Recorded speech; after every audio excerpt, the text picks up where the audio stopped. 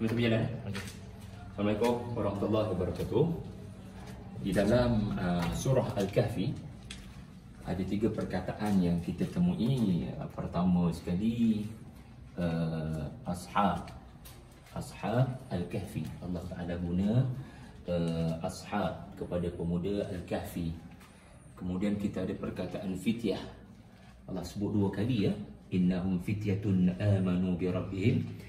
Dan idh awal fityah. Yang ketiga adalah Allah Ta'ala sebut perkataan Kahfi itu sendiri dalam 5 kali. 5 kali Allah sebut Al-Kahfi. Dan bila kita amati, menarik sebenarnya Allah Ta'ala menyebut perkataan-perkataan ini. Pertama sekali ashab, mereka yang bersahabat dengan Al-Kahfi. Kerana persahabatan adalah saling bantu-membantu. Jadi selama 300 tahun, apa yang terjadi kepada pemuda-pemuda Al-Kahfi adalah mereka seperti sedang dilayan sebagai tetamu oleh sahabat mereka, iaitulah Gua Al-Kahfi itu sendiri. Ini hikmah Allah Ta'ala sebut ashab Al-Kahfi dan Allah tidak menyebut fityatul kahfi. Karena ashab ini adalah idza qala lahu sahibuhu la tahzan innallaha ma'ana. Surah At-Taubah. Karena sahabat ni maknanya dia ada chemistry. Dia saling bantu-membantu, tolong-menolong, dan ketika pemuda Al-Kahfi tidak menyedari apa yang terjadi kepada mereka sepanjang 300 tahun, benarnya mereka adalah tetamu. Mereka adalah sahabat kepada gua berkenaan. Dan perkataan sahib dalam kisah Nabi Yunus, sahib al-hud, iaitu pemilik ikan nun ataupun penunggang ikan nun, majikan, owner. Allah Ta'ala menyebut sahib. Maka ashab ini juga bermaksud ketua, berautoriti, seperti big boss. Maka dalam Gua Al-Kahfi berkenaan, hikmah Allah Ta'ala menyebut Ashabul Kahf kerana gua itu sedang berkhidmat sepanjang tempoh yang sangat lama ya kepada 7 pemuda berkenaan. Jadi ini hikmah Allah Ta'ala menyebut perkataan ashab. Manakala kita pergi kepada perkataan yang kedua adalah fityah. Kenapa 2 kali Allah Ta'ala sebut fityah? Ya, kerana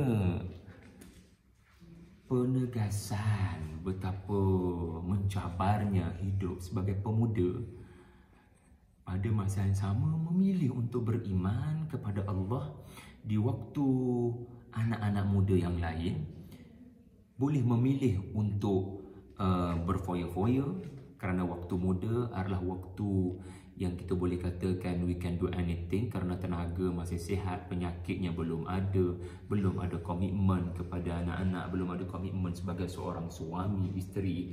We can do anything ya, tanpa sebarang masalah, hidup boleh bebas, bergaul bebas.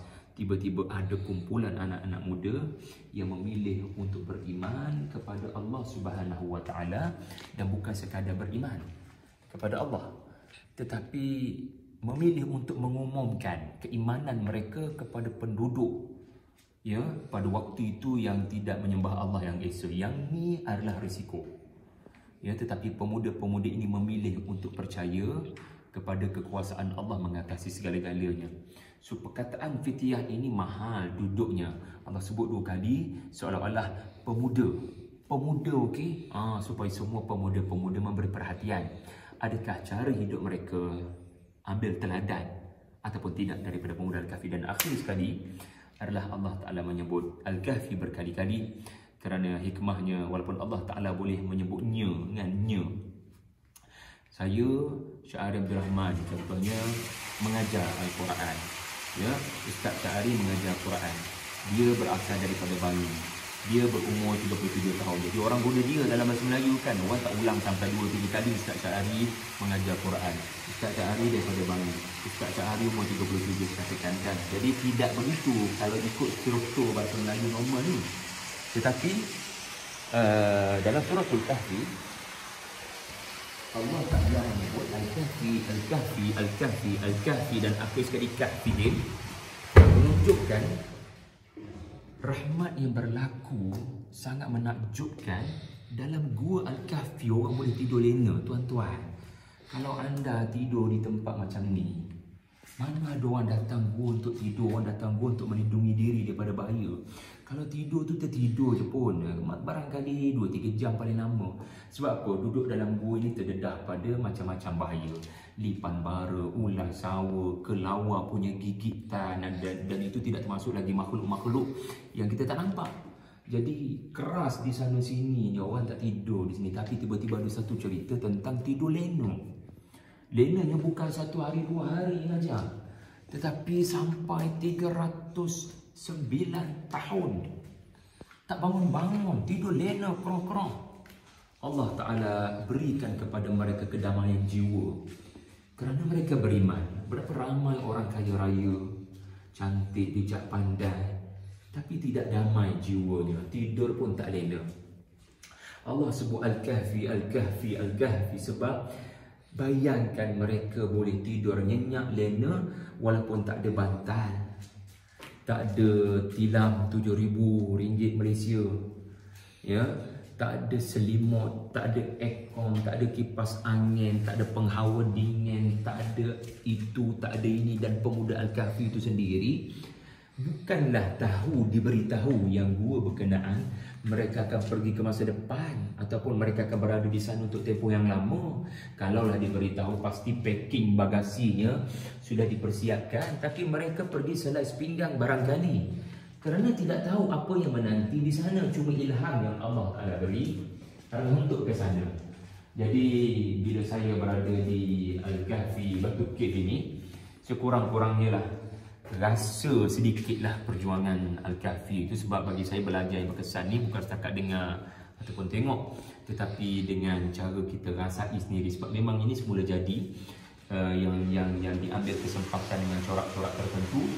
Jadi mungkin tuan-tuan puan-puan yang bercadang untuk lebih tadabbur Suratul Kahfi, ya, dan juga pembaca buku saya Lelaki yang Hebat-Hebat dalam Al-Quran, bolehlah untuk tadabbur dan baca buku berkenaan di sini. Dan menariknya disediakan homestay di lokasi di Gua Al-Kahfi ini.